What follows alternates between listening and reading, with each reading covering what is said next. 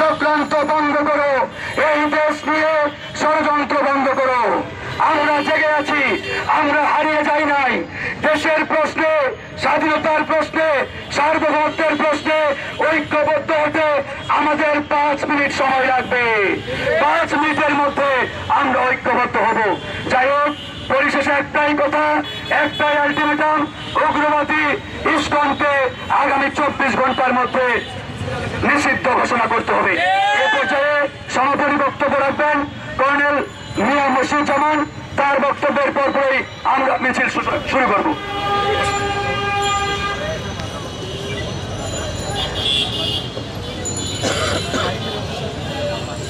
উপস্থিত সুধীবৃন্দ, আসসালামু আলাইকুম।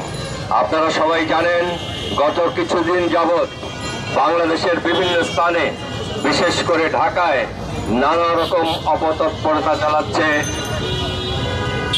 পতিত আওয়ামী লীগের লোকজন এবং সাথে তাদের ভারতীয় মদতদাতারা।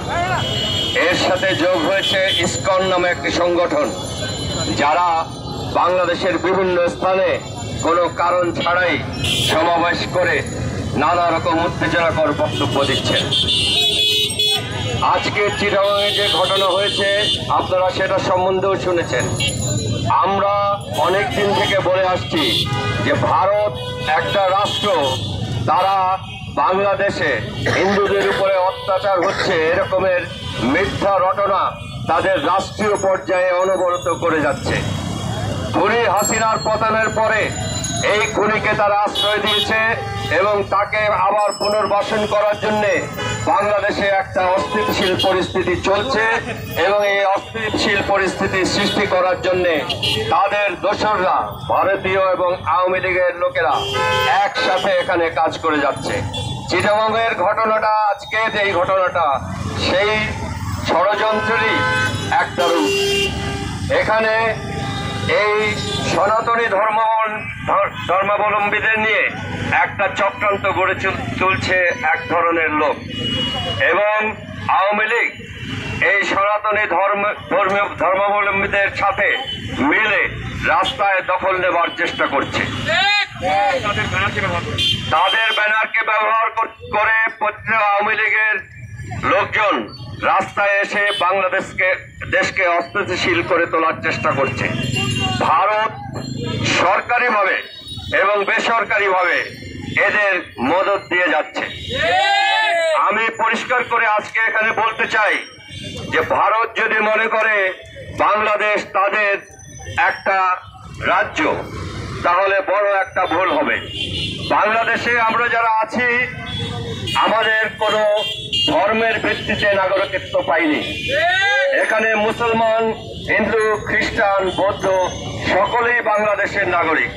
আমি সকলের প্রতি শান্তির আহ্বান জানাচ্ছি, আপনারা ভারতীয় এবং আওয়ামী কোনো চক্রান্তে পা দিবেন না।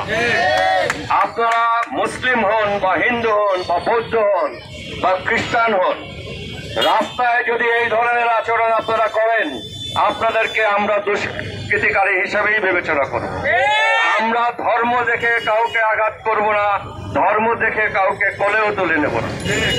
বাংলাদেশের জাগ্রত জনতা দেশকে পাহারা দেবে ভারতীয় আগ্রাসন থেকে এবং আওয়ামী চক্রান্ত থেকে। এই ভারতীয় আগ্রাসনকারীদের সাথে এবং আওয়ামী চক্রান্তকারীদের সাথে যে কোনো ধর্মের লোক রাস্তায় নামবেন, 10 বার চিন্তা করবেন আপনি কি করছেন। আমরা শক্ত হাতে আপনাদের দমন করব। আমি সরকারের উদ্দেশ্যে বলতে চাই, আমরা দলীয়ভাবে এবং আমি ব্যক্তিগতভাবে আপনাদের যে কোনো পর্যায়ে আমরা মিটিং করেছি, আপনাদের সাথে বলেছি, আওয়ামী যারা এখানে এখনো আছে, শেখ হাসিনার স্বৈরতন্ত্রের খুঁটিগুলি সেক্রেটারিয়েটের মধ্যে আছে, পুলিশে আছে, সমাজের বিভিন্ন ভাজে ভাজে তারা এখনো বসে আছে এবং আপনাদেরকে এবং আমাদেরকে সমানে তারা বিরক্ত করার চেষ্টা করছে। আমি বলেছিলাম তারা যেখানেই থাকুক, এমনকি সেনাবাহিনীর ভিতরে পর্যন্ত, তাদেরকে বাছাই করে নির্বাসিত করুন, সরকারি চাকরি থেকে তাদের বের করুন, দরকার হলে তাদেরকে ডিসমিস করে দেন।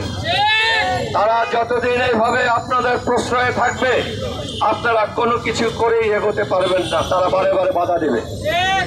এখন মনে হয় সময় হয়েছে খুব শক্তভাবে এটা বলার। আমি বলেছিলাম 15ই ডিসেম্বরের মধ্যে আওয়ামী ঘেঁষা যত লোক প্রশাসনে বিভিন্ন জায়গায় রয়েছে তাদেরকে বের করতে হবে। আমি সেই দাবি আজকে এখানে আবার জানাচ্ছি। সেটা যদি না করেন তাহলে আমাদের দেশ রক্ষার সংগ্রামে আপনারাও আমাদের টার্গেটে পরিণত হবেন। আমরা কোনোভাবেই বাংলাদেশকে অস্থিতিশীল করে কাউকে কোথাও লুকিয়ে থাকতে দেব না। বাংলাদেশে তাদের হয়তো আর স্থান হবে না। আমাদের কাছ থেকে পরিষ্কার একটা অফার সবার জন্য, সব বাংলাদেশি নাগরিক দেশপ্রেমিক হন, আপনার দেশকে পাহারা দিন, সজাগ থাকুন, অন্যথায় আপনার স্থান অন্য জায়গায় আপনি খুঁজে নিন।